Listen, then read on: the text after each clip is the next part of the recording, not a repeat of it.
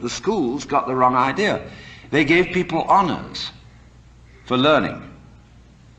And the reward for studying French should be the ability to speak French and enjoy reading French and having fun with French people. But when you get a degree for it, then the degree becomes the point in a game of one-upmanship. And of course, one-upmanship is the main business of the educational community today. You learn all the rules of how to be a good professor. It's instructive to go to a professional professor's meeting. In my field, which is philosophy, you go to a congress of philosophers, and you'll find when they all get together in the bar or in the restaurant in somebody's room, the one thing they don't talk about is philosophy.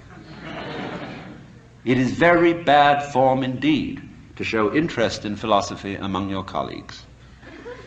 The same is exactly true in clergy gatherings. They don't talk about religion. What they both talk about is politics. Church politics and academic politics. Because it's bad form to be brilliant on a faculty, because it outclasses your colleagues. Therefore, faculty people tend to cultivate a studied mediocrity.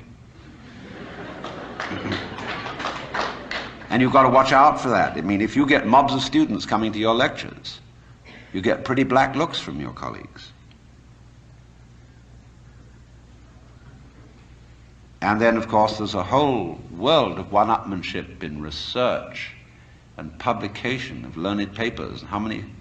What's the relative quantity of footnotes to basic text, and footnotes on footnotes, and the various ways of making your bibliography painfully accurate. And it's endless. But you see what it is. It's scholarship about scholarship, and not scholarship. Just as learning, because learning is good for you, is irrelevant to learning. The whole idea of improving yourself by learning is irrelevant to the learning process. And in the same way, doing business is doing business. Doing business, such as manufacturing clothes, is a very good thing to do. I could conceive that it would be extremely enjoyable, something one could be very proud of, to make good clothes. Of course you need to sell them because you need to eat. But to make clothes to make money raises another question. Because then your interest is not in making clothes, it's in making money, and then you're going to cheat on the clothes. And then you get an awful lot of money and you don't know what to do with it. You can't eat 10 roasts of beef in one day.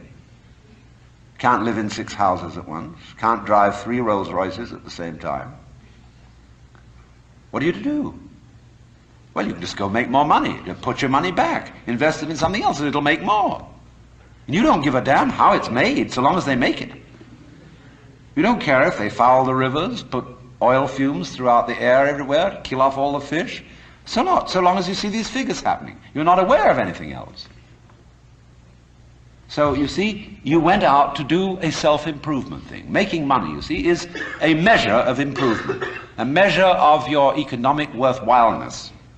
Or at least that's what it's supposed to be. It isn't anything of the kind. But you went out, in other words, for the status instead of for the actuality. So if, in other words, you do an art, you're a musician. Why do you play music? The only reason for playing music is to enjoy it. If you play music to impress an audience, to read about yourself in the newspaper, you're not interested in music. So in the same way, why do I come and talk to you? Because I enjoy it. I like the sound of my own voice. I'm interested in what I'm talking about, and I get paid for it. And that's smart in this life, is to get paid for what you enjoy.